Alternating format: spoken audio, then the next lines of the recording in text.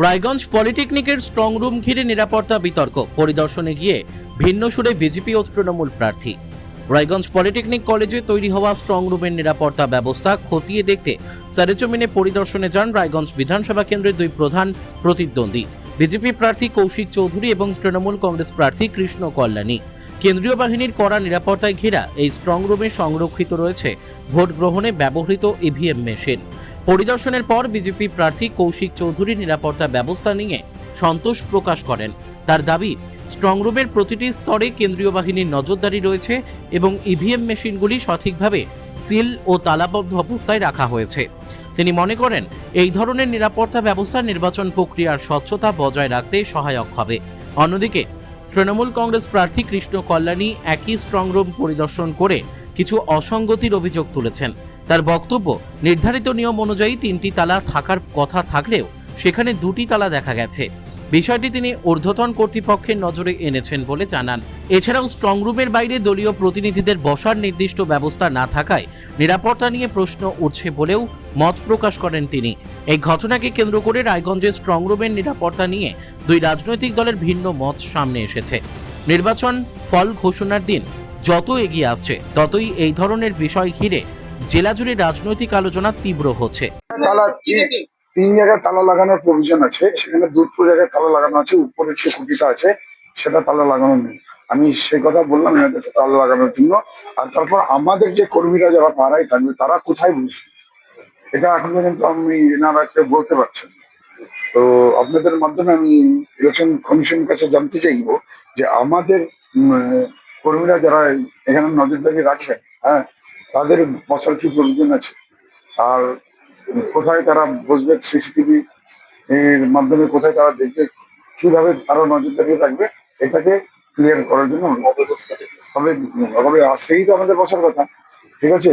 তো ওই নজরদারিটা আমরা কিভাবে রাখবো, এখন তো সবাইকে তো ওখানে আমাদের কর্মীদের সর্বকে সামনে যেতে দেবেন, আমি তো ক্যান্ডিডেট নেই, আমাকে যেতে হবে, কিন্তু কন্টিনিউয়াসলি যে আমরা মনিটরিংটা করবো, ওই মনিটরিং এর প্রসেসটা কি এখন পর্যন্ত ক্লিয়ার কেউ বলতে পারছি না। যে এখানে বসে এখানে পাড়া দিয়ে তো আমি ওই তালাটাকে দেখতে পাচ্ছি না, ঠিক আছে, ওই তালাটা সুরক্ষিত আছে কিনা ওটা দেখার একটা প্রভিশন, তো সেটা আপনাদের মাধ্যমে আমি জানতে চাই। হ্যাঁ, স্ট্রং রুম এখান থেকে প্রায় 50-60 মিটার একটা হবে নিচে আর একটা উপরে রয়েছে, ঠিক আছে। কিন্তু এনারা যারা সিকিউরিটি রয়েছেন, সেন্ট্রাল ফোর্স, হ্যাঁ, তারাও বলতে পারছেন না যে কতদূর অবধি আমাদের নজরদারির কর্মীদের অ্যালাউ করবেন, কোথায় বসার প্রয়োজন আছে। না, আমি জানাচ্ছি, আপনাদের মাধ্যমে জানাচ্ছি, আমি নিজেও।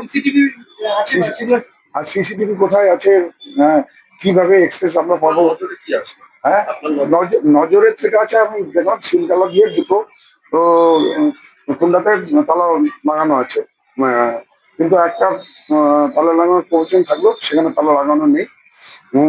সেটা আমি চাইবো যে এখানে তালাটা লেগে ওটাও যাতে সিলগালা হয়ে যায়। আর আমাদের যারা নজরদারিতে যারা থাকবে তারা কোথায় বসবে, কোথা থেকে নজরদারি, কিভাবে নজরদারি, আর সিসিটিভি ভাবে না আয়োজন ইয়ে করা, এটা প্রশাসনকে আমাকে জানাতে হবে।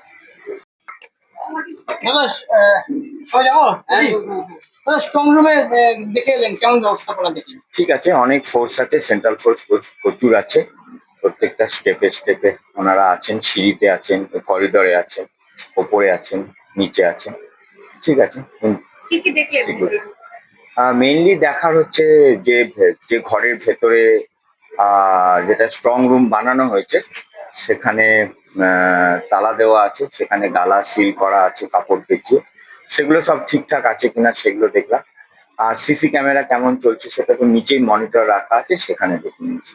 কিছুক্ষণ আগে তৃণমূল প্রার্থী তিনি এসেছিলেন, তিনি দেখে গেছেন, তিনি অব্যবস্থার একটা অভিযোগ তুলেছেন। যেমন স্ট্রং রুমে যে দরজাতে ইভিএম গুলো রাখা আছে সেখানে আরো একটি তালা লাগানোর প্রয়োজন ছিল বলে তিনি সেই অভিযোগ তুলেছেন। পাশাপাশি যারা এখানে পাহারা থাকবেন অর্থাৎ রাজনৈতিক দলে, তারাও তাদেরও বসার কোনো ব্যবস্থা নেই, বা এই ধরনের বিভিন্ন অভিযোগ তুলে গেছেন কমিশনের বিরুদ্ধে।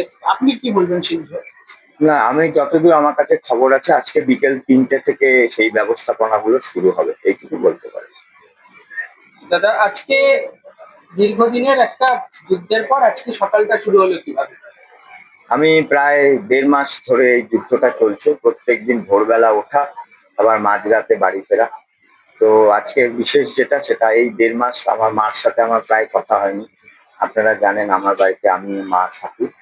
তো আজকে প্রায় 1.5 মাস পর আমার সাথে আমার মার কথা হয়েছে। কারণ এতদিন পর্যন্ত আমি যখন ভোরবেলা বেরিয়ে যেতাম, মা তখন ঘুমোতেন। আর মাঝরাতে যখন ফিরতাম তখনও মা ঘুমোতেন। তো আজকে অনেকদিন পর মার সাথে কথা হয়েছে।